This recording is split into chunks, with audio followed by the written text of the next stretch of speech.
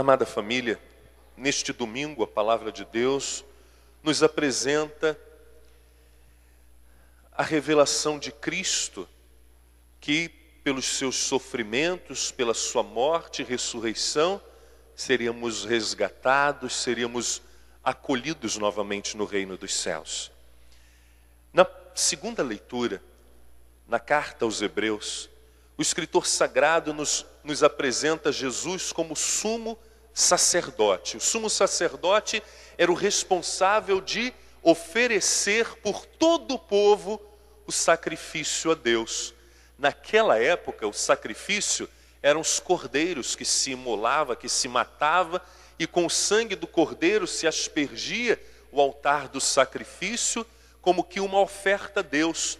Na cabeça deles, Deus ficava feliz, Deus apagava os seus pecados pelo sangue daqueles animais imolados. Hoje, um novo cordeiro é apresentado a Deus. Não mais um sacrifício de se matar um animalzinho, mas o sacrifício do Cordeiro de Deus, do próprio Jesus. O escritor sagrado nos apresenta Jesus como sumo sacerdote, aquele que apresenta a Deus o sacrifício, mas sendo Ele, o próprio Jesus, o sacrifício. E não existe sacrifício mais agradável a Deus do que o corpo e o sangue do seu próprio Filho, que é para nós hoje não um animal imolado, sacrificado, mas a Eucaristia, o pão e o vinho que são apresentados a Deus, e o Espírito Santo de Deus transforma o pão e o vinho no corpo e no sangue de Jesus. E depois, naquele momento em que o sacerdote diz, por Cristo, com Cristo e em Cristo, o sacerdote oferece a Deus o sacrifício. Não é mais pão, não é mais vinho, mas é o corpo e o sangue de Jesus que o sacerdote oferece a Deus por nós, por toda a comunidade. O pão e o vinho são as matérias oferecidas pelo povo. O pão e o vinho que a comunidade traz em procissão e entrega nas mãos do sacerdote é uma oferta da comunidade. O pão e o vinho foram comprados com a oferta de vocês.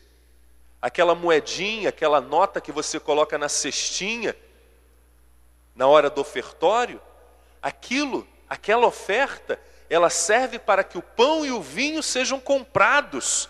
E que você, naquele momento, está sendo representado por aquelas duas pessoas que trazem o pão e o vinho até o altar, que é hoje o sacrifício mais agradável a Deus. Deus não quer mais matança de animais, mas Deus aceita o sacrifício do seu próprio Filho, o Cordeiro de Deus, o único capaz de tirar o pecado do mundo.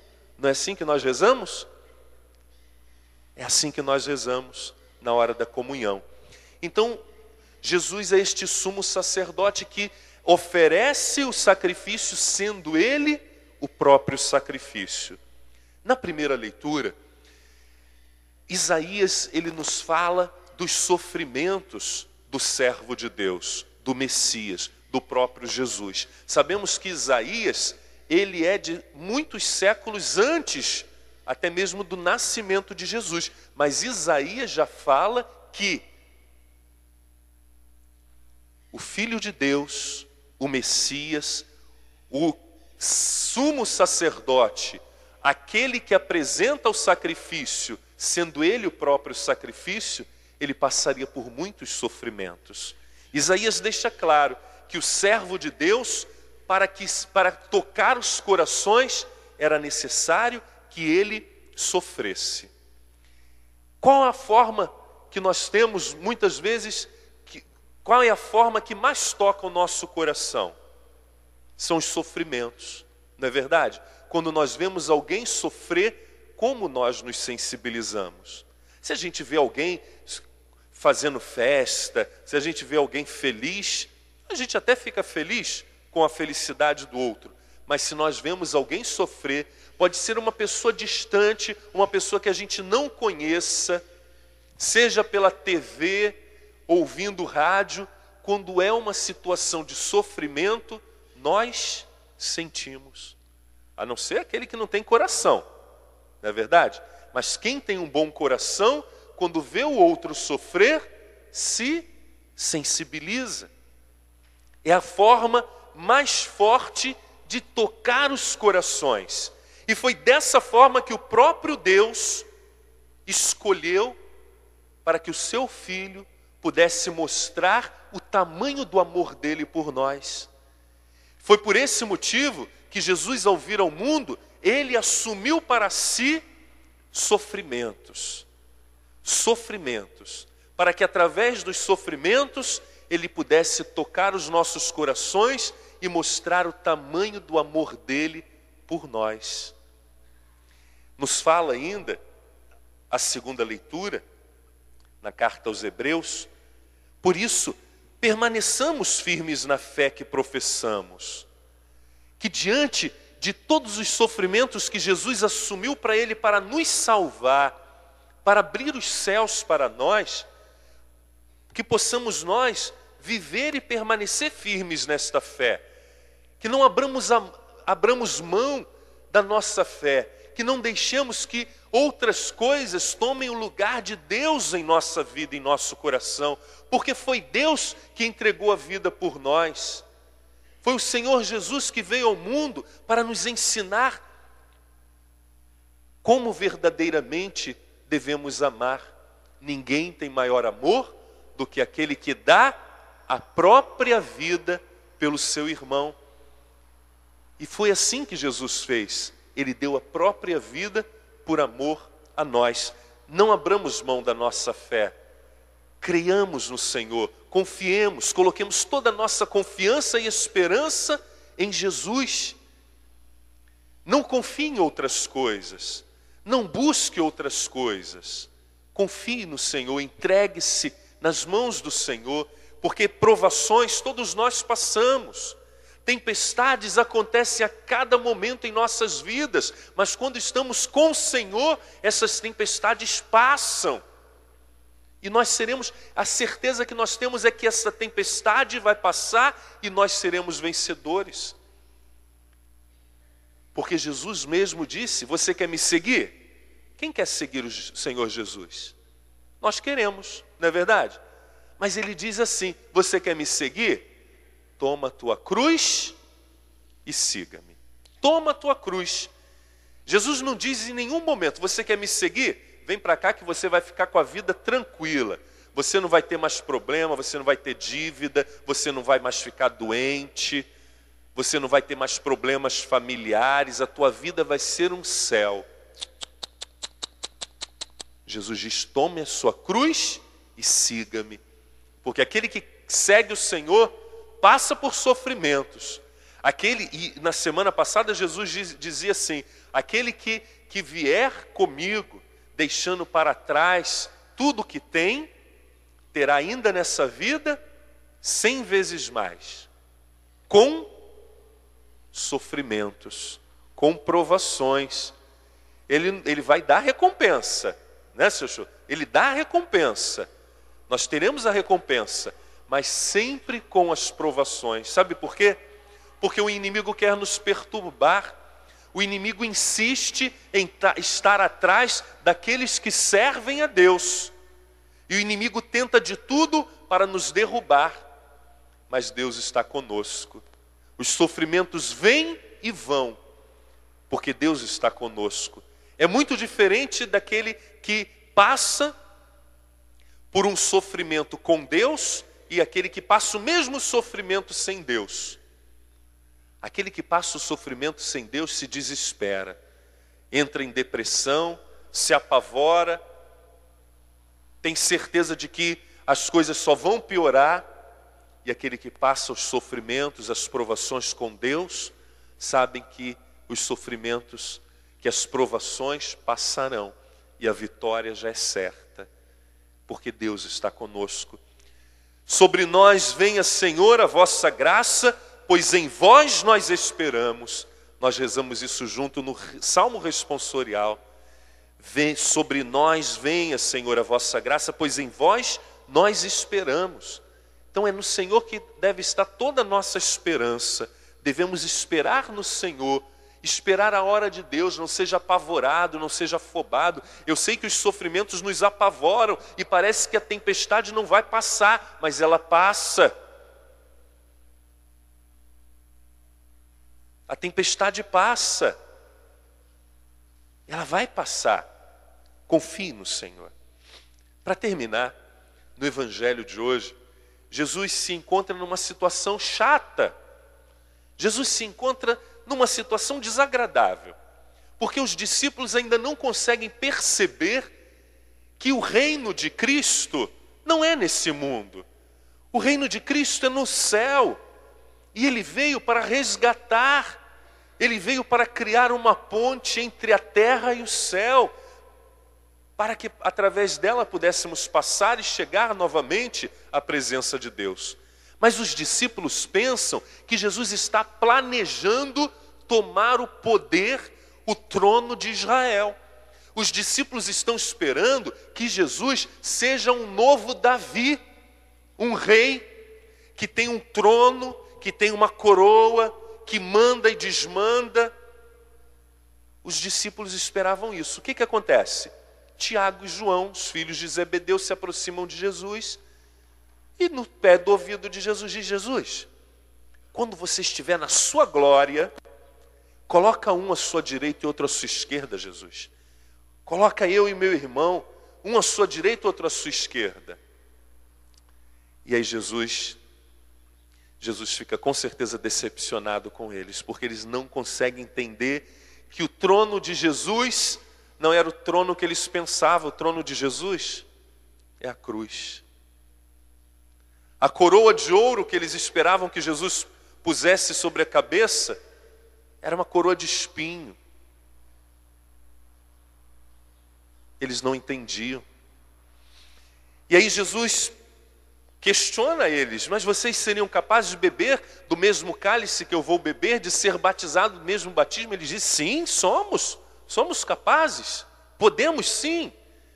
E aí Jesus diz: é verdade, vocês vão beber do mesmo cálice que eu, vocês serão batizados do mesmo batismo. Jesus fala em parábolas para que eles não se apavorassem, porque Jesus já sabia que eles também morreriam da mesma forma que ele, que eles derramariam sangue também como Jesus derramou. E assim, eles dizem que seriam capazes, mas eles criam uma situação muito desagradável entre os discípulos.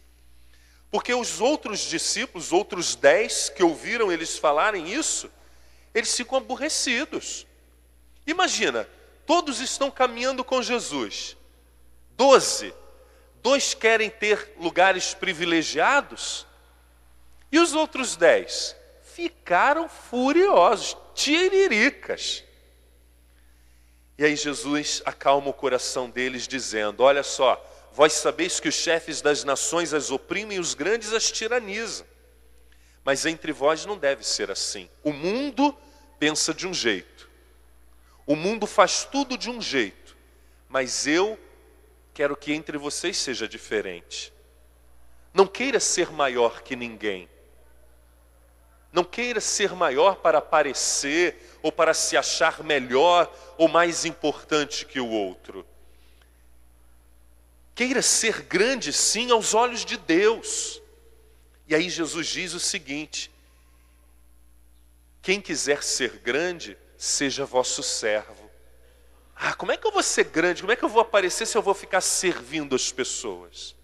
Jesus diz mais: quem quiser ser o primeiro, seja o escravo de todos. Aí Jesus foi mais ainda: além de ser servo, tem que ser escravo. Mas como é que pode a gente aparecer, a gente ficar importante servindo? Não, quem quer ser importante quer que os outros te sirvam, não é verdade? Quem quer ser grande quer que o outro venha servir, venha adular, venha, né? Não. O mundo pensa dessa forma. Os grandes são aqueles que mandam e desmandam, que maltratam, que fazem que acontecem. Os grandes são aqueles que são servidos. Tem muitos empregados ao seu dispor. Qualquer coisinha, quer beber água, já chega já um empregado com um copo de água na mão. Caiu um papel no chão, já tem um empregado para pegar o papel. Na nossa cabeça humana, é assim que funciona. Os grandes são servidos, mas não para Deus. E aí Jesus diz, olha só, o Filho do Homem não veio para ser servido, mas para servir. Jesus diz, eu não vim para ser servido, eu vim para servir. Eu vim para servir, e ainda mais, e dar a vida como resgate para muitos. Então Jesus hoje nos ensina isso. Se você quer ser grande, sirva. Não queira posições de destaque, mas faça que a tua importância seja pelo amor ao próximo, pela ajuda que você pode dar ao teu próximo. Muitas vezes nós falamos de amor a Deus, né? Todos, eu amo a Deus, eu sou apaixonado por Deus. Mas o amor a Deus, ele precisa ser materializado. Não adianta somente a gente falar, eu amo muito a Deus. Que bom, que bonito, parabéns. Mas será que você ama de verdade? Porque para amar a gente precisa demonstrar esse amor. E aí Deus nos diz o seguinte, que nós devemos amar a Ele, mas amar também o nosso próximo, como a nós mesmos. Não é verdade? Eu só demonstro amor a Deus quando eu amo o meu próximo. Como eu posso falar que eu amo a Deus se eu não consigo amar aqueles que estão perto de mim? Então, a demonstração de amor a Deus, a retribuição desse amor grandioso de Deus por nós, ao se entregar, ao sofrer, ao morrer por nós, tem que ser materializado. Eu preciso demonstrar mais o meu amor a Deus, amando o meu próximo. Eu tenho que ter um coração bom. Eu tenho que ter um coração melhor do que o meu coração que está hoje. Do jeitinho que o teu coração está, ele ainda pode melhorar mais. Pode. Não se acomode, nós podemos melhorar a cada dia mais.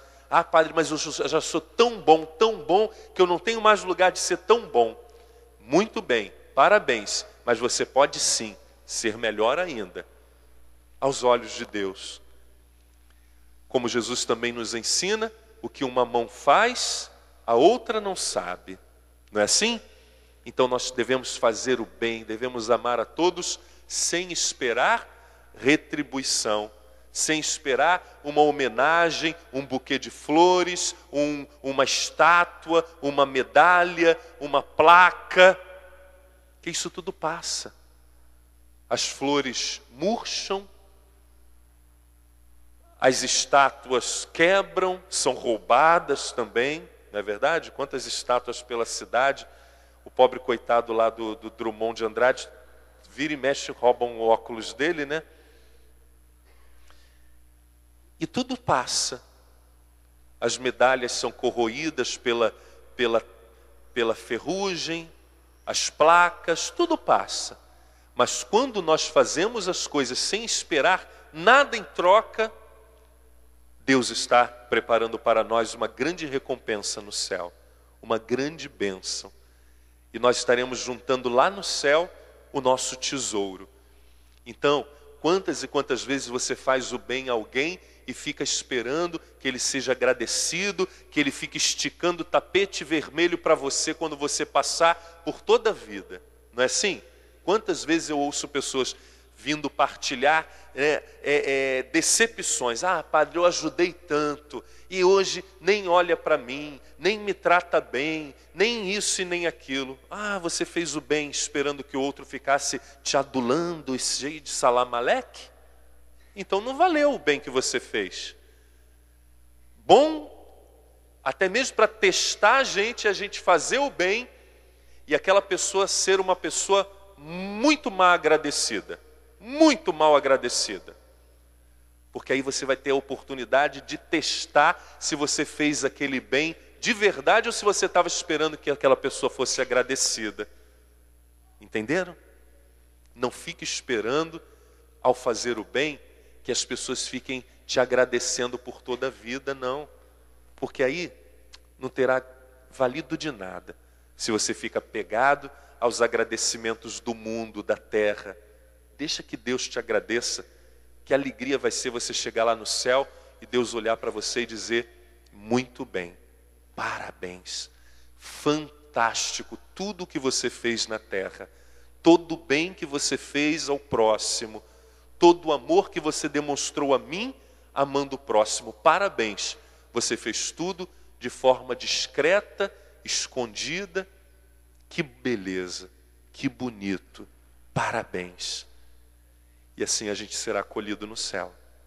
Aqueles que durante a vida ficaram só esperando parabéns, obrigado, você é fantástico, você é muito bom, você é um anjo, olha como você me ajuda, muito obrigado. Quem fica esperando isso vai chegar lá no céu e Deus vai dizer assim: a tua recompensa ficou lá. Tua recompensa ficou na terra, você já recebeu tudo lá na terra. Já te deram parabéns, já te deram homenagem, já te deram flores, estátua, medalhinha, aplausos. Morreu, ficou tudo lá. Você não trouxe nada aqui para o céu. Que vergonha, não é verdade? Que vergonha para nós. Então que possamos hoje trazer para o nosso coração este ensinamento que Jesus deixa tão claro para nós. Eu não vim para ser servido, mas para servir e dar a minha vida para resgatar a muitos. Vamos fechar os nossos olhos, vamos fazer o nosso instante de oração. E eu te convido, a pensar sobre o que a palavra de Deus hoje nos apresentou.